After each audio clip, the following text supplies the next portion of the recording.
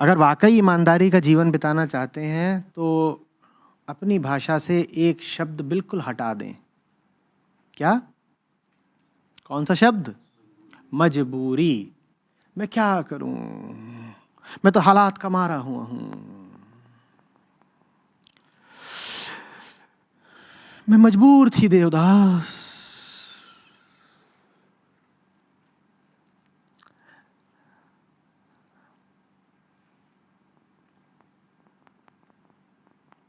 पारो, तुम झूठ बोल रही हो। कोई मजबूर नहीं होता। प्रणाम आचार्य जी। कुछ स्वार्थ ऐसे होते हैं कि वो जरूरी भी होते हैं कि मतलब आप एक आध गैर जरूरी स्वार्थ बता दीजिए।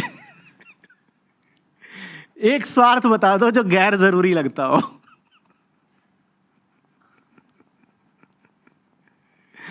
बताओ भाई। स्वार्थ टिका ही इसलिए हुआ है क्योंकि वो लगता है जरूरी। आप अपनी जरूरतों के निर्धाता खुद होते हैं। जिन्होंने जाना है, जो जिए हैं खुल के, उन्होंने कहा है कि इंसान की पहली ज़रूरत रोटी भी नहीं है, इंसान की पहली ज़रूरत आज़ादी है।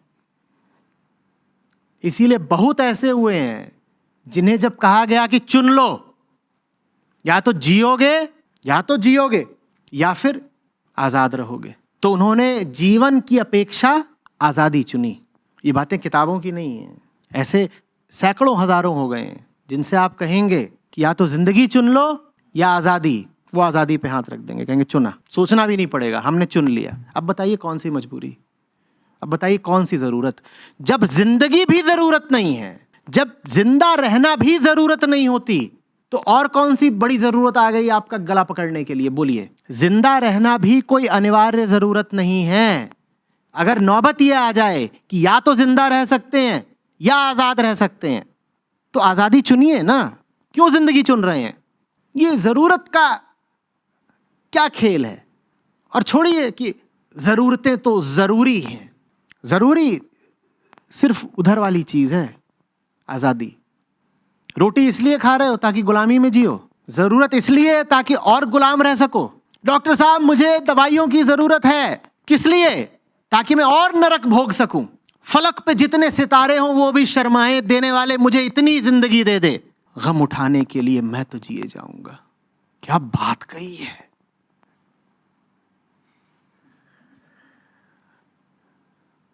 कसम से बुद्धि तो जबरदस्त लगाई है। क्या उपमा दी है! फलक पे जितने सितारे हों वो भी शर्माएं, देने वाले मुझे इतनी जिंदगी दे दे, फिर गम उठाने के लिए मैं तो जिए जाऊंगा। क्यों जिए जाना चाहते हो भाई? गम उठाने के लिए। रोटी क्यों तोड़ना चाहते हो और ज्यादा, ताकि और गम उठा सको? क्यों जीना है?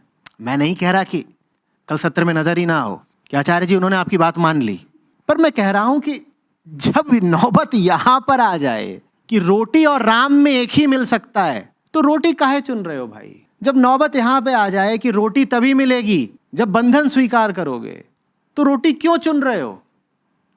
ऐसी नौबत ना आए, भगवान करे। किसी की जिंदगी में ये नौबत आनी नहीं चाहिए, लेकिन अगर ये नौबत आ जाए तो आपको तैयार होना चाहिए कि छोड़ देंगे रोटी। और मैं कोई मोटिवेशनल स्पीकर नहीं हूं, मैं आपसे ये नहीं कह रहा हूं कि आपको रोटी मिल जाएगी, यू विल विन, तुम मेहनत करो तुम्हें रोटी मिल जाएगी। मैं उल्टी बात कह रहा हूं। मैं कह रहा हूं अगर संयोग ने यह हालत पैदा ही कर दी कि या तो रोटी या आजादी, तो रोटी मत चुन लेना।